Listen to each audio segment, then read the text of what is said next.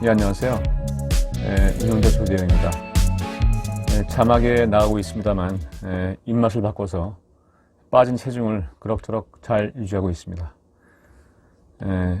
여러분들도 본 강좌의 지속적인 시청을 통해서 그 요령을 터득하시기 바랍니다. 오늘은 동화 상대 속의 다이어트 10번째 시간으로 실전 응용편 2번째 시간인데요. 식단 공개 시간입니다. 두 갈식으로 정리하면 뻔한 단맛은 가라. 나만의 단맛을 찾아서 그것에 취해보자 라고 정리할 수 있겠네요. 그 앞선 시간에도 말씀을 드렸지만 저는 체중 조절을 위해서 가능한 당질을 줄이고 단백질이나 지방을 위주로 하는 저탄고지 스타일의 식사를 한다고 말씀드렸습니다. 그러다 보니까 자연스럽게 입맛이 바뀌었다고 말이죠. 그러기 위해서는 주식이 되는 밥, 빵, 면을 상대적으로 줄이고 그것들을 먹을 때도 탄수화물, 그 중에서도 전분이나 당류를 좀 더 줄일 수 있는 방향으로 고민하면서 섭취하고 있습니다. 밥 대신에 두부를 먹는 것도 좋은 방법인데요. 두부는 대부분 콩 단백질로 이루어져 있죠. 두부는 큼직하게 프라이팬에 붙이거나 적당히 썰어가지고 조림을 해서 먹습니다. 두부 느낌이 아니라 밥 느낌을 원한다면 두부를 잘 으깨가지고 부순 다음에 프라이팬에 볶다가 계란 흰자를 붓고 저어주면 고슬거리는 느낌이 납니다. 검색창에 두부밥을 검색해 보세요. 두부 외에는 뭘 먹냐고요? 크지 않은 밥그릇에 주식의 개념으로 두부밥 또는 두부 썰은 것 같은 거, 조린 것 같은 거 넣고 나머지는 반찬의 개념이 아니라 곁들여 먹는 차원에서 당질을 높이지 않는 재료들을, 식재료들을 조리해서 먹습니다.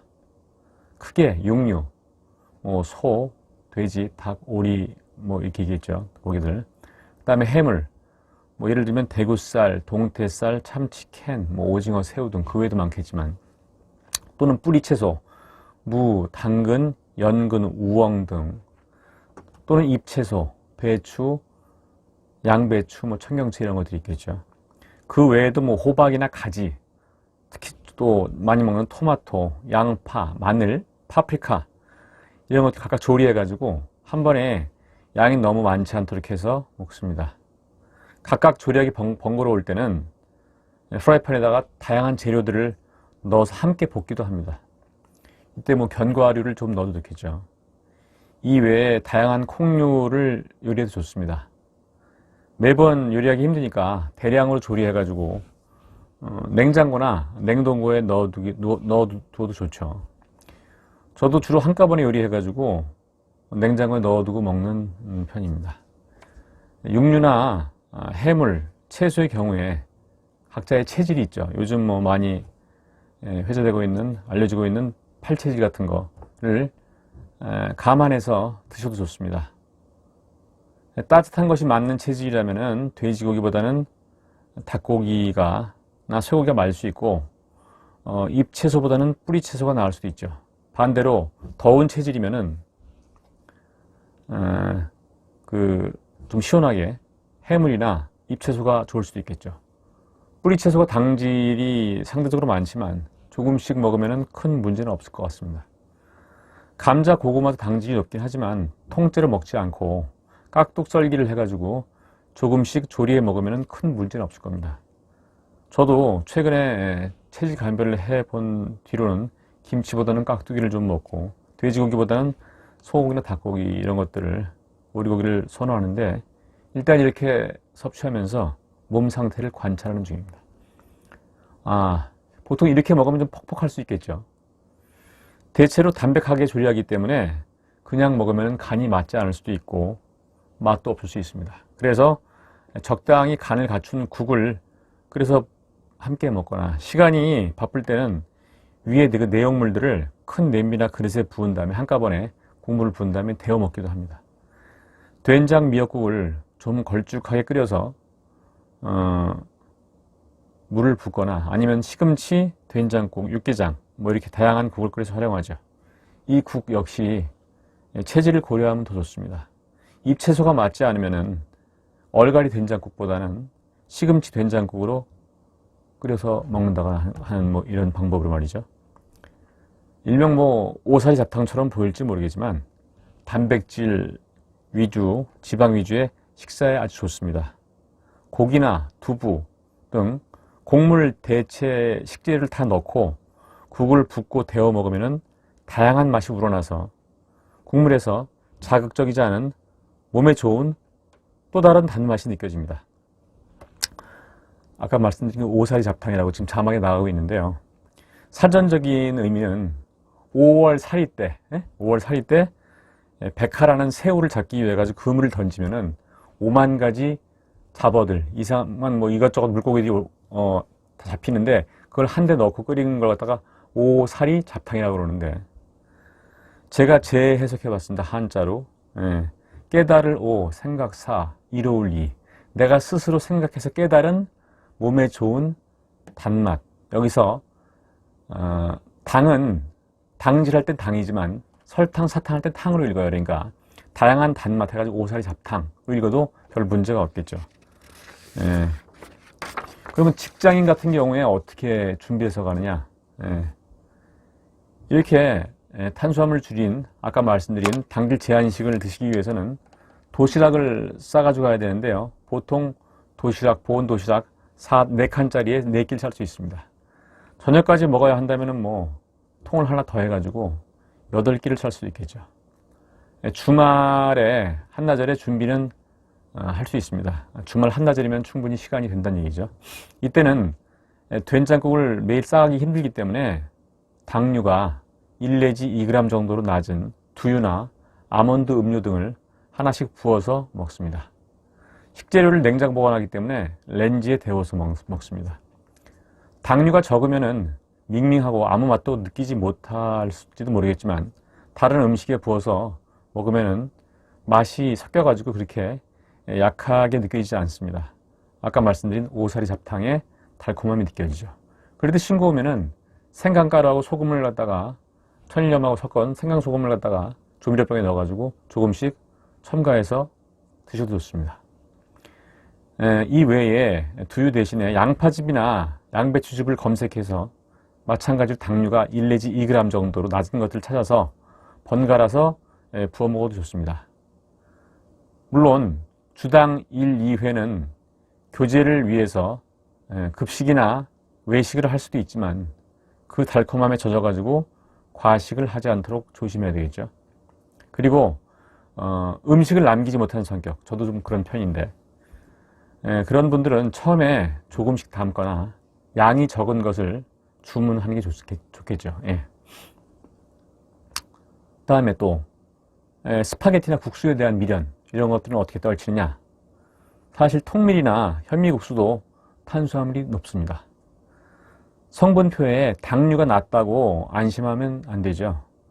영양성분에 표기된 탄수화물이 곧 당질이라고 생각하면 됩니다. 정상인도 과식하면 체중이 금방 불어날 수 있고 물론 당뇨 전 단계나 당뇨 환자에겐 더 안 좋겠죠.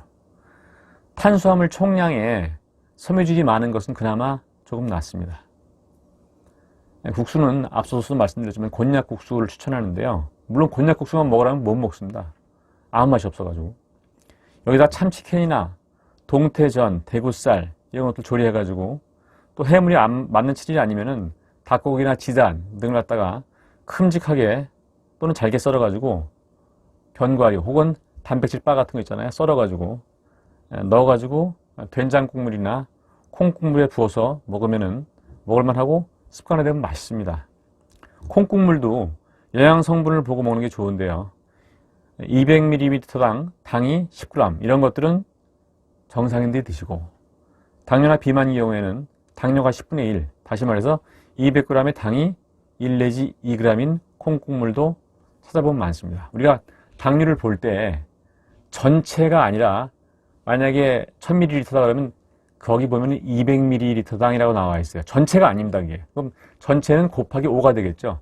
5배가 되는 거예요. 무지막지하기 때문에 사람 그 단위를 낮춰가지고 낮은 것처럼 그렇게 좀 안심, 그쪽에서 뭐 꼭 그런 저희가 있다는 건 아니지만 그런 것도 좀 미리 알아두시면 좋을 것 같아요. 상식적으로. 집에서는 달지 않은 요플레를 만들어서 계란과 저탄수 국수를 함께 먹으면 스파게티 느낌이 나기도 합니다. 우엉 등을 잘게 썰어가지고 채를 쳐가지고 함께 넣어도 좋아요. 일반 국수는 가끔 드세요. 훨씬 더 맛있습니다. 결론적으로 밥, 빵, 면을 조금씩 줄여가는 요령을 요약해서 말씀드리면 만과 도의 차이예요. 밥만 먹는다, 밥도 먹는다. 빵만 먹는다, 빵도 먹는다. 국수만 먹는다, 국수도 먹는다 이 의미죠. 빵만, 밥만, 국수만 먹어도 맛있으려면 당질이 많아야 맛있습니다. 그러나 밥도 빵도 국수도 가 이렇게 해서 들어가면은 도자가 들어가면은 거친 잡곡밥의 경우에 카레나 하이라이스 곁들여 먹으면은 훨씬 잘 먹힙니다. 맛있습니다. 그리고 그 빵이나 국수의 경우에도 고기나 견과류, 채소 등을 갖다가 같이 곁들여서 먹으면은 빵 자체가 좀 성기고 찰지지 않고 거칠더라도 이런 곁들임 음식 때문에 훨씬 더 맛있어집니다. 채워주는 거죠. 이런 것들이 당질이 적은 잡곡이나 성긴 호밀빵이나 곤약국수 등을 갖다가 섭취하는 지혜죠. 그것만 먹는 게 아니라 그것도 먹고 곁들여서 다른 것도 먹는다. 그것만 먹는 게 아니고. 호밀은 몸을 차게 하는 곡물이기 때문에 몸이 찬 사람은 바게트빵이 나올 수도 있죠. 어쨌든 영양 성분에 당류나 탄수화물이 적으면은 체중 조절에 많은 도움이 됩니다. 그렇다고 늘 이렇게 먹기는 쉽지 않죠. 이솝 우화 1편에 언급한 것처럼 주중에는 이렇게 먹고 주말에는 조금 진한 음식을 먹어봐도 좋습니다. 주중에만 이렇게 먹어도 체중은 눈에 띄게 빠지고 탄수화물 과다 섭취로 인한 당질 과다 섭취로 인한 염증 기운이 많이 완화돼서 몸 상태는 많이 좋아질 겁니다. 주중에는 담백하게, 주말에 진하게 먹다 보면 주말을 반성하면서 주중을 기다리게 되고 또 반대로 주중의 밋밋함의 보상 심리로 주말을 기다리게 될 것입니다. 우리가 TGIF라는 말이 있죠. Thanks God it's Friday. 오, 즐거운 금요일. 방금 말씀드린 내용의 핵심 결론을 낯익은 멜로디에 한번 붙여볼게요. 주중 아침 저녁에는 오사리 잡탕을 먹을 수 있네. 주말에는 어떻게 해요? 주말에는 가끔씩 진한 음식도 먹을 수 있지. 강한 인상을 남기기 위해서 조금 쑥스럽고 점잖지 못할지 모르겠지만 제가 수업이 좀 무료할 때 학생들에게 보여주는 소위 개인기가 있습니다. 손으로 박자를 맞추는 방법이 있는데 그걸 써서 한 번 더 불러보겠습니다.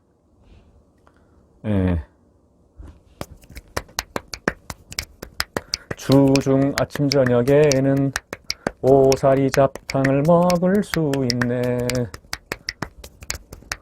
주말에는 가끔씩 진한 음식도 먹을 수 있네. 자, 오늘도 두서없는 얘기 끝까지 들어주셔서 감사하고요. 다음 편은 다시 이솝우화 스토리로 돌아가서 비만과 생활 습관병의 악화, 과연 개인의 책임으로만 돌릴 수 있을까라는 내용을 통찰하기 위해서 동화상추 다이어트 11번째 시간이자 이솝우화 9편인 제목은 뭐예요? 목욕하던 소년 편에서 뵙겠습니다. 네, 감사합니다.